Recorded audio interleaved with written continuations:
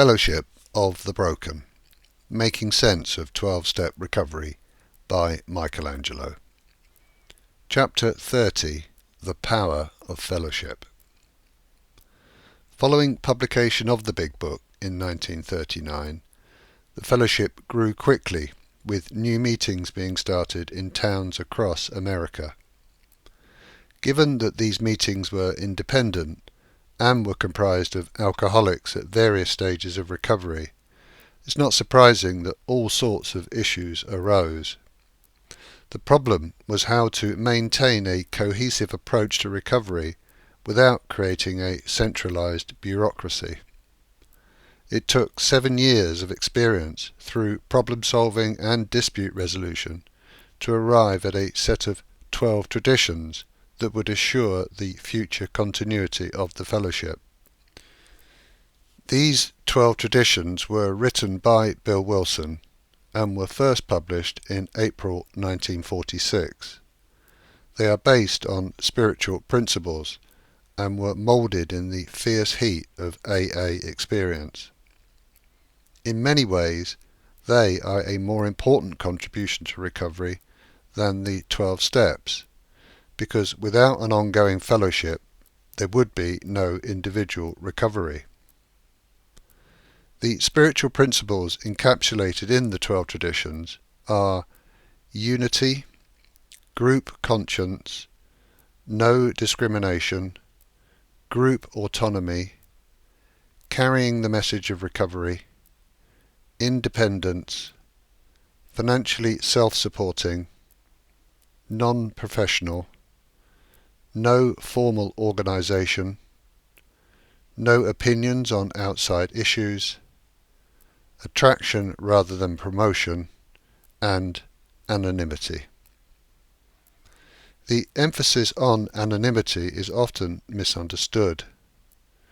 Anonymity is an expression of humility. It reflects non-personal consciousness rather than personal ego. Anonymity is not about secrecy or shame, although it's easy to see how it could be perceived this way. Humility through anonymity is how consciousness expresses itself through individuals and groups, and the subsequent extraordinary growth in 12-step fellowship is the natural result. As the number of groups increased, they were coordinated through intergroup committees at the level of area, regional, national, and international. The whole structure is an inverted pyramid, with the individual groups at the top level and the various levels of committee underneath in a supporting role. In modern-day management speak, this is known as servant leadership, and it is highly effective. There are no leaders in 12-step fellowship. Everyone is in selfless service to the primary purpose, which is to carry the message of recovery to the addict who is still suffering. Continuing participation in fellowship is an essential component in ongoing recovery. This is why addicts with decades of sobriety continue to attend meetings.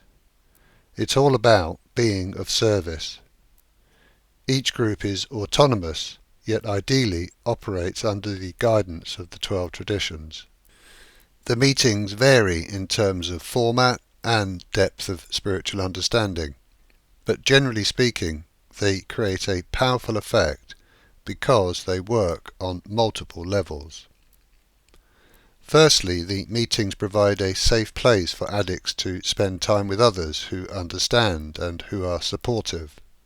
Addiction is a lonely, fear-based, shame-inducing condition, and the power of fellowship with others who suffer should not be underestimated. Just as a caterpillar is cocooned in a chrysalis during metamorphosis, so the addict is cocooned in a loving fellowship whilst he or she goes through their own individual transformation. Telephone numbers are exchanged and used. Social events and close friendships are not uncommon. Fellowship can be the beginning of reintegration into society. Next, there is identification with others who relate their individual stories. Most addicts are in denial as to the seriousness of their condition, and listening to others will help them to see many similarities in their own thoughts, feelings and behaviours. It's also an opportunity to learn about aspects of addiction and various helpful techniques for relapse prevention. Thirdly, the very fact that the meetings are full of people who have found recovery through 12-step fellowship provides inspiration and motivation for the addict who is still suffering. The attraction of those already in recovery produces a powerful incentive to follow the same path. Once an addict has identified their own condition, it becomes apparent that a key part of the solution is to work through the 12-step program. This requires a sponsor whose task it is to provide guidance and understanding based upon their own experience, strength and hope. The meetings provide a reservoir of potential sponsors to suit all needs and preferences. In addition, the sharing of problems can elicit specific help and advice from others who have had similar experiences. The general advice is to share problems with a sponsor and share the solution in meetings. But there are times when the sharing of problems in a group can be cathartic and beneficial. As recovery matures, it should be seen that all problems are personal in nature, and that they provide an opportunity to further let go of the personal ego self, rather than to wallow in self-pity. Importantly, the fellowship also provides multiple opportunities to be of service to others, both at group and intergroup level. Self-forgetting is a key and necessary part of spiritual growth, and hence being of service is essential to healthy long-term recovery. It's not an optional extra. Also, it's obvious that without service there would be no fellowship, and hence no recovery. If an addict claims to be in recovery but is not in service to others, then he or she is fooling themselves. There are many ways to be of service in society, but an addict in recovery does have specific experience that is very valuable to the addict who still suffers. The experience of being in active addiction and then finding recovery is a priceless gift that can change the lives of others. It would be a betrayal of spiritual principles not to use this gift.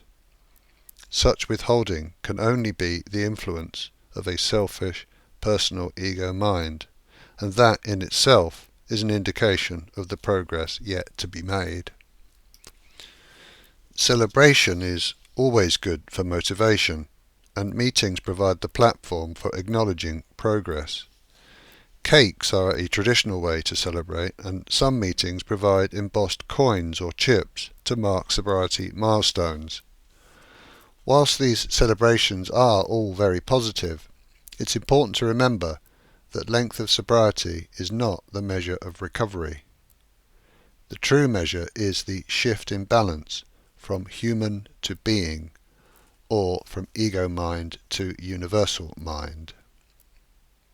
And last, but by no means least, is the vibrational impact of attending meetings. Our cultures are generally based on the personal ego self. Without frequent exposure to humility and unconditional love, the individual vibration of consciousness will quickly revert to resonance with the collective consciousness of society.